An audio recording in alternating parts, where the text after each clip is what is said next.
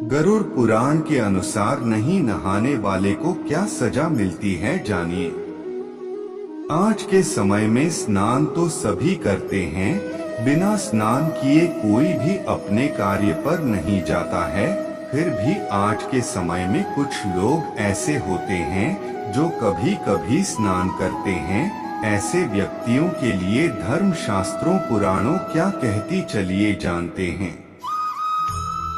आज हम जानेंगे स्नान से जुड़े रहस्य के बारे में, जो हिंदू धर्म शास्त्रों में एवं पुराणों में कई क्रियाओं का वर्णन किया गया कि जैसे मनुष्य को कब स्नान करना चाहिए और किस समय स्नान नहीं करना चाहिए।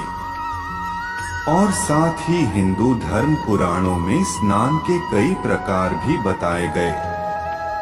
तो चलिए जानते हैं किस समय में स्नान करने से मनुष्य अपना संपूर्ण जीवन सुखपूर्वक व्यतीत कर सकता है। गरुड़ पुराण के अनुसार प्रतिदिन स्नान नहीं करने के नुकसान। गरुड़ पुराण के अनुसार जो व्यक्ति प्रतिदिन शास्त्र में वर्णित क्रियाओं का नियमित रूप से पालन करता है, उसे ही दिव्य ज्ञान की प्राप्ति होती है। गरुड़ पुराण में बताया गया कि मनुष्य को ब्रह्मा मुहूर्त में उठकर धर्म और अर्थ का चिंतन करना चाहिए। प्रातः काल स्नान करने से मनुष्य को लौकिक और पारलौकिक फलों की प्राप्ति होती है। मनुष्य को ब्रह्मा मुहूर्त में उठकर सूर्योदय से पहले शौच आदि क्रियाओं से निवृत्त होकर पवित्र जल में स्नान करना उत्तम बताया गया है। प्रातः काल स्नान करने से पाप कर्म करने वाले मनुष्य भी पवित्र हो जाते हैं, इसलिए यत्न पूर्वक प्रातः काल स्नान करना चाहिए।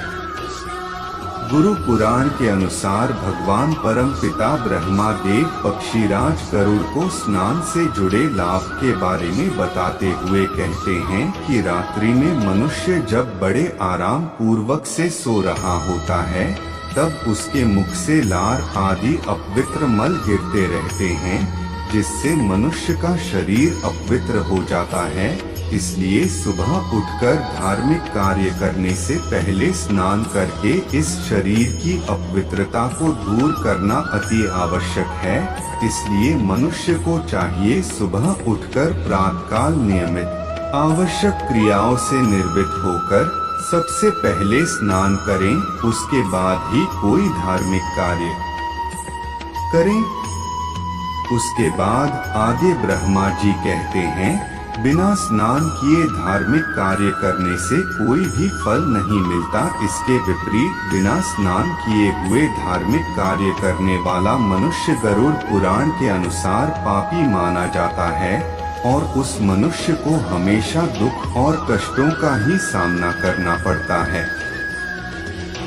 उसके बाद ब्रह्मा जी कहते हैं कि प्रतिदिन स्नान न करना ये पाप की श्रेणी में तो नहीं आता है, लेकिन प्रतिदिन सूर्योदय से पहले स्नान करना मनुष्य का धर्म माना गया है। साथ ही ब्रह्मा जी कहते हैं कि यदि कोई व्यक्ति बिना स्नान किए नए दिन की शुरुआत करता है, तो उसका कोई काम नहीं बनता। इसका कारण यह भी है कि बिना स्नान किए व्यक्ति के आसपास नकारात्मक शक्तियों का प्रभाव बना रहता है और धर्म शास्त्रों के अनुसार नकारात्मक शक्तियां वही वास करती है जहां अपवित्रता का वास हो। इसलिए गरुड़ पुराण में कहा गया है कि जो व्यक्ति प्रतिदिन स्नान नहीं करता, वह अनजाने में ही नकारात्मक शक्तियों को अपनी ओर आकर्षित कर लेता है।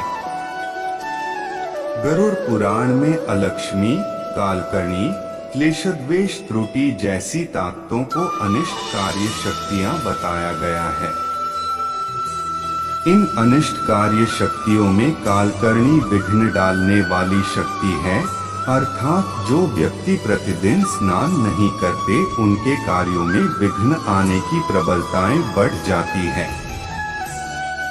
वही इस पुराण में अलक्ष्मी का भी जिक्र किया गया है हिंदू धर्म पुराणों में अलक्ष्मी को माता लक्ष्मी का बहन माना जाता है, परंतु देवी लक्ष्मी के विपरीत अलक्ष्मी को निर्धनता की देवी माना जाता है।